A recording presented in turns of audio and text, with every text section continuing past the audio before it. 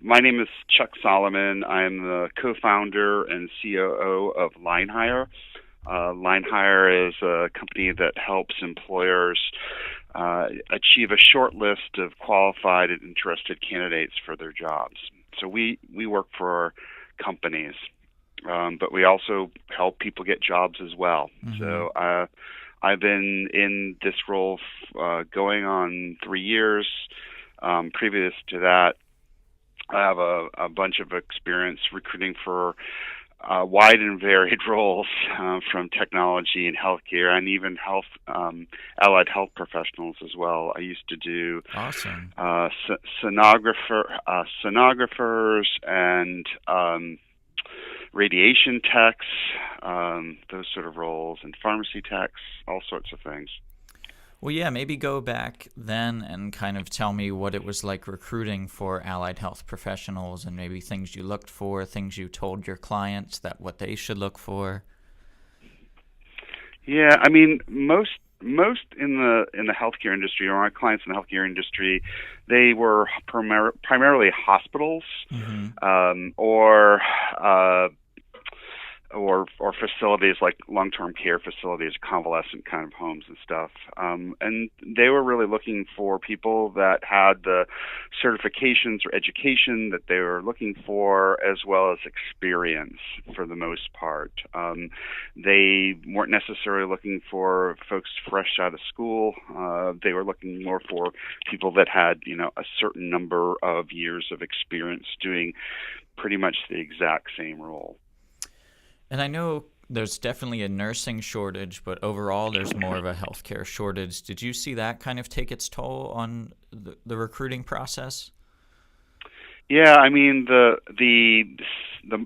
sample size is just really small. Mm-hmm. A lot of folks that have been in healthcare, nursing, for instance, there's I forget the stat on it, but there's X number of nurses that are retiring every year, Mm-hmm. and not as many people coming, going to school for nursing.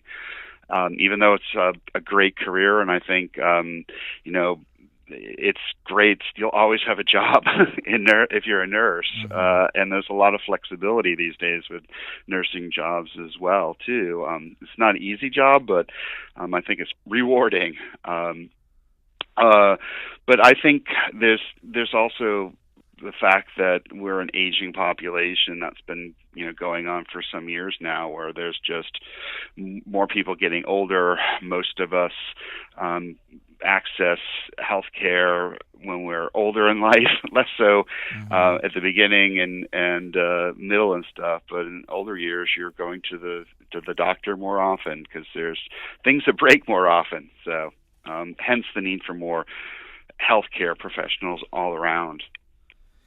And as far as the maybe recruiting process, how has that changed over the years? I'm sure social media had a big impact on recruiting, as well as, I mean, I don't think job boards were always around or services like these. So how has that kind of changed the landscape when it comes to recruiting health professionals?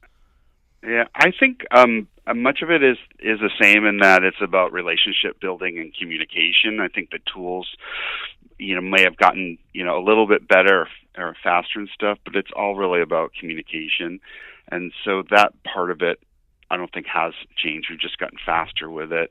Um, the sad thing, I guess, is that a decade ago, it took on average, and this takes account all hiring in the U.S., Mm-hmm. it took 11 days on average to hire one person. Now, 10 years later, it takes 42 days on Wow. average to hire just one person. So, despite having the internet, despite having social media, despite having LinkedIn, despite having a lot of these things, that it's taking 4 times as long to hire a single person.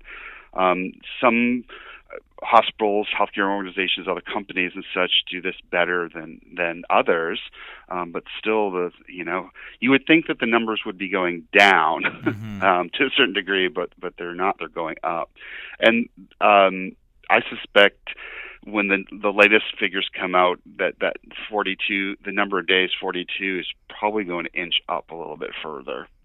I think a lot of it is this new millennial generation. I know millennials definitely get a stereotype and get knocked, but I think they're definitely more picky when it comes to finding a career and not really just settling for the first thing. And I don't think I think it's just a different mentality for sure.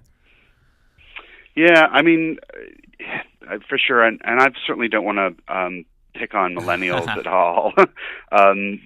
But they probably said that about baby boomers. Oh, those whoever came before baby boomers, probably said those baby boomers. They're hard to whatever.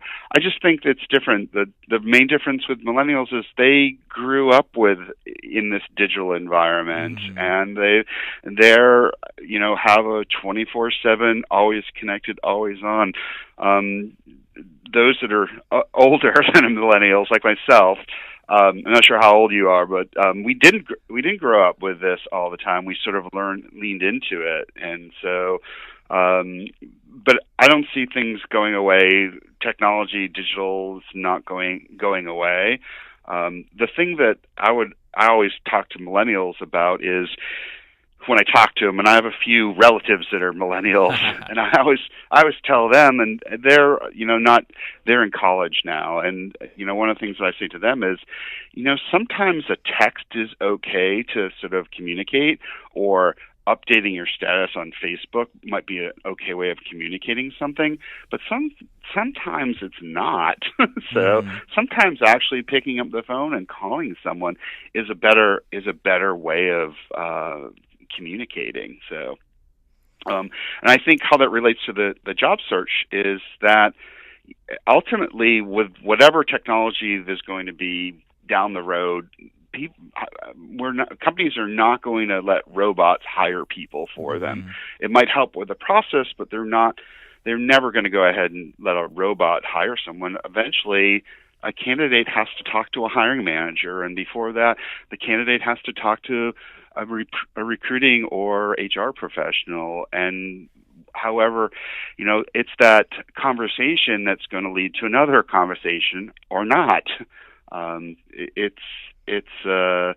You can't text your way to a job. And I know, just going back to the resume tips and the interview tips, I know experience is a big one, but what are some other things that healthcare professionals look for, healthcare recruiters, people that are hiring health workers? What are they looking for, whether it's on the resume, whether it's their personality when they come in for an interview? Is there anything that comes to mind? Right. So I think the goal of a resume is to market yourself. So putting it think of it like a slick, glossy piece of marketing material that a company would provide to you. You kind of want that in your resume. It's all about marketing you. And the goal of the resume is to get to the next step. Typically, that's a phone interview with someone in the recruiting or HR department. That's your goal, is to, put what you need to put on that resume that's going to get someone to call you and contact you. Recruiters at companies across the board, they're inundated by resumes every day. So if you want to sort of stand out on top of the pile of resumes, then you need to do something about that.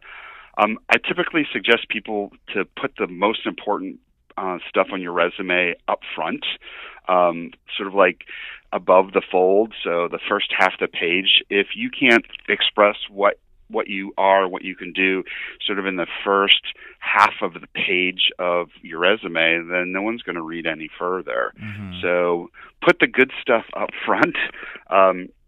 If you've been in the workforce for a long time, you might not have to go back more than 10 or 15 years. Just do the last decade. That's the most important stuff. And the stuff you did before 10 years ago, condense it. Just put it in a list or something, just to focus on the what really makes a difference. And recruiters are looking for data. They're looking for how you solved problems, how you made the place better. What did you do? They don't want to just say, they don't want to just read, I was responsible for blah blah blah blah blah. Mm-hmm. They want to see, where's the situation that you took action and what were the results?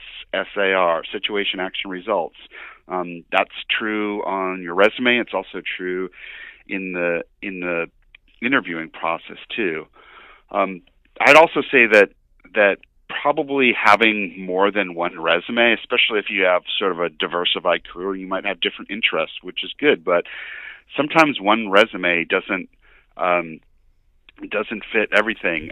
If you have done two different career paths over the last decade or so, and you would be open to positions in either, you kind of have to have one resume for one career path and one resume for another, because the person reading that resume, when they see that you've jumped from a pharmacy technician to a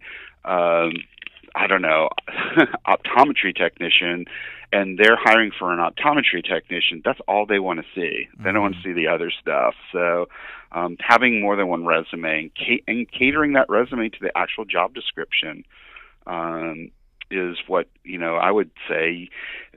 Use the terms that the job descriptions, that the job titles and the nomenclature and such within the job description, they're telling you what they're looking for. If you are doing those things, but you use a little bit different wording, use their wording. Make it easy for them. The more you make it easy for whoever's reading your resume, the further along you're going to get. All right. Well, Chuck, I really thank you for taking time to kind of provide some industry insight. Sure. Awesome.